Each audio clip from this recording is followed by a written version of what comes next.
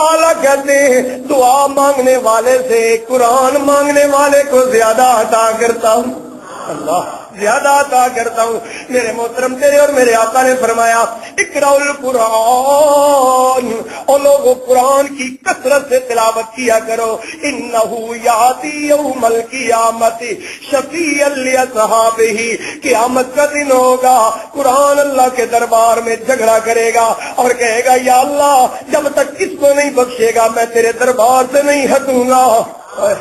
قرآن کی تلاوت کرنے والا، بلکہ نبی پاک نے فرمایا جو قرآن کی دنیا میں تلاوت کرنے والا ہے اللہ قیامت والے دن جنت میں اس کو کہیں گے اے میرے بندے جس طرح دنیا میں قرآن پڑھتا تھا اسی طرح جنت میں قرآن پڑھتا تھا، جنت کے درجات پر چڑھتا جا۔ ایک حدیث سناؤں اور یہ بات ختم کروں، تیرے اور میرے آقا نے فرمایا ان القلوب تصدع کما یصدع الحدید، اور لوگوں دل کو زنگ لگ جاتا ہے جس طرح لوہے کو زنگ لگتا ہے، فما جلاؤہا یا رسول اللہ، اے اللہ کے رسول دل کو زنگ لگ جائے تو اس کا ریگ مار کیا ہے، اس کی پالش کیا ہے؟ آپ نے فرمایا تلاوت القرآن۔ کیا فرمایا؟ اللہ قرآن کی کثرت سے تلاوت کرو دل صاف ہو جائے گا، دل دھپ جائے گا، دل صاف پالش ہو جائے گا قرآن کی تلاوت سے۔ نمبر ایک جس کی جنت خواہش کرتی ہے جو قرآن کی تلاوت سے کرنے والا، نبی اکرم صلی اللہ علیہ وسلم نے فرمایا نمبر دو جس کے لیے جنت رب سے دعا کرتی ہے یا اللہ یہ بندہ میرے اندر آنا چاہیے، وہ ہے جو زبان کی حفاظت کرنے والا۔ کیا کرنے والا؟ زبان کی حفاظت کرنے والا۔ ہم تو بولتے جاتے ہیں نا، ہماری زبان کینچی کی طرف بولتی جاتی، میں بڑا حیران ہوتا ہوں، تین آدمی بات کر رہے ہوتے ہیں نا، ایک یار بڑی مہربانی تھوڑی گل وڈی ہوں پر میں ذرا گل کروں، گل بات کاٹ کے پھر اپنی بات سنانی ہوتی ہے، بس بات کرتے جاتے نہ میرے بھائی زبان کی حفاظت۔ تیرے اور میرے آقا نے فرمایا بندہ اپنے قدم سے اتنا نہیں پھسلتا جتنا زبان سے پھسل جاتا ہے۔ تیرے اور میرے آقا نے فرمایا حضرت معاذ کہتے ہیں یا رسول اللہ مجھے کوئی نصیحت کیجئے، آپ نے فرمایا امسک علیک لسانک، اپنی زبان کی حفاظت کیا کر، پہلے 100 بار سوچا کر پھر 1 بار بولا کر۔ ہم تو بولتے جاتے ہیں نا بغیر سوچے سمجھے، اللہ کے نبی نے فرمایا 100 بار سوچا کر پھر 1 بار بولا کر، امسک علیک لسانک، یا رسول اللہ اور کوئی نصیحت؟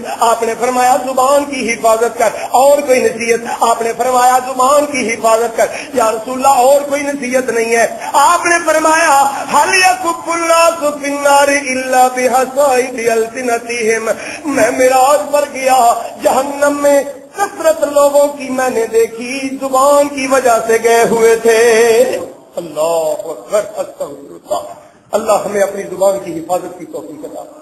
میرے بھائیوں نبی اکرم صلی اللہ علیہ وسلم نے فرمایا، آپ نے فرمایا من یضمن لی ما بین لحیہ وما بین رجلیہ اضمن لہ الجنہ، جو بندہ 2 ہاتھوں کے درمیان زبان کی 2 ٹانگوں کے درمیان شرمگاہ کی مجھے ضمانت دیتا ہے میں محمد اس کو جنت کی ضمانت دیتا ہوں۔ زبان کی حفاظت کرنی ہے، کیا کرنا ہے؟ زبان کی، آپ زبان کی حفاظت کریں گے جنت کی آپ خواہش کریں یا نہ کریں جنت آپ کی جنت آپ کی خواہش کرے گی۔ میرے محترم سامعین زبان سے بولنے سے پہلے اچھی طرح سوچا کرو، کیونکہ اللہ کہتے ہیں ما یلفظ من قول الا لدیہ رقیب عتید، زبان سے ہر لفظ لکھنے والا ہر لفظ وہ لکھا جاتا ہے، وہ لفظ ایسے بول بول کے ہم اپنا نامہ اعمال گندا کرتے رہتے ہیں۔ میرے بھائیوں زبان کی حفاظت کرنی نمبر 2، اور نمبر 3 نبی پاک نے فرمایا جس کے لیے جنت رب سے دعائیں کرتی ہے یا اللہ یہ بندے میرے اندر آنے چاہیے۔ نمبر 3 بھوکوں کو کھانا کھلانے والا، بھوکوں کو کھانا کھلانے والا۔ اللہ اکبر. تیرے اور میرے آقا امام الانبیاء حضرت محمد الرسول اللہ صلی اللہ علیہ وسلم تشریف فرمائے. ایک آدمی آ گیا, آ کے کہتا ہے اللہ کے رسول بھوکا ہوں, کچھ کھانے کو دے دیجئے. آپ نے اپنے سارے گھروں میں پیغام بھیجا, کچھ کھانے کو نہیں ملا. آپ نے اپنے صحابہ کو کہا کون ہے جو میرے مہمان کو کھانا کھلائے گا اور اس کو رات ٹھہرائے گا. حضرت ابو طلحہ کھڑے ہو گئے اور کھڑے ہو کر کہتے ہیں اللہ کے رسول میں آپ کے مہمان کی عزت کروں گا, اس کو کھانا کھلاؤں گا, رات ٹھہراؤں گا. لے گئے رسول اللہ کے مہمان کو, گھر میں لے گئے. بیوی سے کہا اللہ کے رسول کا مہمان آیا ہے, عزت بھی کرنی ہے, کھانا بھی کھلانا ہے. بیوی نے کہا روٹیاں تو صرف دو ہیں, روٹیاں تو صرف دو ہیں, آٹا بھی اور کوئی نہیں ہے, سالن بھی تھوڑا سا ہے. اب اگر آپ کھائیں گے مہمان بھوکا رہ جائے گا, مہمان کھائے گا آپ بھوکے رہ جائیں گے, کریں کیا؟ ابو طلحہ کہتا ہے ہماری خیر ہے, ہم تو رات گزار لیں گے. رسول اللہ کا مہمان بھوکا نہیں رہنا چاہیے, بھوکا نہیں جانا چاہیے. اچھا جی پھر طریقہ کیا ہو؟ میاں جی کیا طریقہ ہو؟ چراغ جل رہا ہوگا, تم قریب سے گزرتے ہوئے چادر مار جانا, چراغ بند ہو جائے گا, میں منہ ہلاتا رہوں گا اور مہمان رسول اللہ کا کھانا کھاتا رہے گا. اور ہم کیا کرتے ہیں, مہمان آ جائے ہمارے ماتھے پر تیوڑی آ جاتی ہے. وہ نا میں ہزارے میں ہوتا تھا, ہزارہ ڈویژن میں نا میں وہاں رہتا تھا, وہاں خطیب تھا. تو وہاں کے نا ہندوکوں والے جو آج کل بڑے مظاہرے کر رہے ہیں وہ پتہ کیا کہتے تھے, پہلے تہاڑے دیا مہمانا تو اساں دے سر دا پھل تو جو کریو, اور پہلے تہاڑے دیا مہمانا تو اساں دے سراں دا پھل, دوجے تہاڑے دیا مہمانا ساڈیاں بچیاں نال نہ کھل, تیجے تہاڑے دیا مہمانا جدھروں آیا ادھر ہی چل. یعنی پہلے دیہڑے کے مہمان کو بسم اللہ تو ہمارے سر کا پھول ہے, دوسرے دیہڑے کا مہمان تو سارے بچیاں نال نہ لڑائی کر, ان کے ساتھ لڑنا. تیسرے دیہڑے کے مہمان جدھر سے آئے ہو آپ کی مہربانی وہاں ہی چلے. مہنگائی بڑی ہو گئی ہے, مہمان سنبھالا ہی نہیں جاتا. اصل میں ہم دعوت شیراز نہیں کرتے, ہم تکلفات میں پڑ جاتے. ابھی دیکھو میں تو جہاں بھی تقریر کرنے جاتا ہوں یہی کہتا ہوں بھائی آپ کا مہمان ہوں, آپ اتنی عزت کریں, اتنا کھانا کھلائیں کہ آپ کو ہر مہینے کوئی پریشانی نہ ہو. اتنی پر یہ نہ ہو کہ ایک دفعہ مولوی صاحب کو اتنا کھلا دیا, مہمان کو اتنا کھلا دیا, بس دوسری باری پھر سوچے اچھا قاضی کو بلائیں گے پھر یہ بھی پکانا پڑے گا, چلو یار چھوڑو بلندے ہی. یہ نہیں ہے, مہمان کی اتنی اپنی طاقت کے مطابق عزت کرو. وہ شیخ سعدی رحمت اللہ علیہ تھے نا, وہ بغداد میں چلے گئے نا, بغداد میں کھانا کھانے لگے. پہلے دن گوشت پکا تھا, دوسرے دن سبزی پکی تھی, تیسرے دن دال پکی تھی.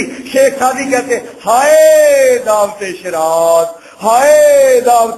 مہمان کہتا ہے بابا جی کی ہو گیا جی, بابا جی کی کرتے ہو پہ؟ کہنا یار شہراز میں میرا ایک دوست ہوتا ہے, وہ پہلے دن سے ہی مجھے دال کھلاتا ہے, مجھے وہ بڑا پیارا لگتا ہے. وہ مجھے پہلے دن. تو میرے محترم سامعین مہمانوں کو کھانا کھلانا, اللہ اکبر. اللہ تعالیٰ قرآن میں فرماتے ہیں, ایک بندے کی بڑی تعریف کرتے ہیں. اللہ کہتے ہیں وَلَقَدْ جَاءَتْ رُسُلُنَا إِبْرَاهِيمَ بِالْبُشْرَى وَقَالُوا سَلَامًا قَالَ سَلَامٌ فَمَا لَبِثَ أَنْ جَاءَ بِعِجْلٍ حَنِيذٍ فَلَمَّا رَأَىٰ أَيْدِيَهُمْ لَا تَصِلُ إِلَيْهِ نَكِرَهُمْ فَأَوْجَسَ مِنْهُمْ خِيفَةً قَالُوا لَا تَخَفْ إِنَّا أُرْسِلْنَا إِلَىٰ قَوْمِ لُوطٍ. حضرت ابراہیم کے مہمان آ گئے. حضرت ابراہیم نے یہ نہیں پوچھا گرم چلے گا کہ ٹھنڈا, یہی پوچھتے ہیں. میں اکثر آپ کو کہا کرتا ہوں نا, میرے جیسا بے تکلف مہمان ہو تو وہ پھر کیا دیتا ہے, پہلے ٹھنڈا پلاؤ, اس کے بعد کھانا کھلاؤ, اور اس کے بعد چائے پلا دو. ٹھنڈا بھی ہو جائے اور گرم بھی ہو جائے. اللہ اکبر. مہمان سے پوچھا نہیں بلکہ اندر گئے, بچڑا بھون کے لے آئے. افلما رأیدیہم لا تصل الیہ, جب ہاتھوں کو دیکھا ہاتھ کھانے کی طرف نہیں بڑھ رہے ہیں, اوجس منہم خیفہ, حضرت ابراہیم ڈر گئے کہیں یہ میرے دشمن ہی نہ ہو. اس وقت یہ اصول تھا نا, دشمن نمک نہیں کھاتے تھے, اب تو گھر سے کھاتے اور گھر سے ہی مارتے. ایسے ہی کھاتے رہتے اور وہی دھوکھا دیتے ہیں. آستین کے سانپ بن جاتے ہیں, جیب کے سانپ بن جاتے ہیں. اللہ معاف فرمائے. نمک نہیں کھاتے تھے. حضرت ابراہیم کے تیور کو دیکھا, مہمان بولے, مہمان کہنے لگے کالو لا تخف لا تخف, ابراہیم نہ ڈرو, انا ارسلنا الی قوم لوط, ہمیں اللہ نے حضرت لوط کی قوم کی طرف بھیجی ہے. اچھا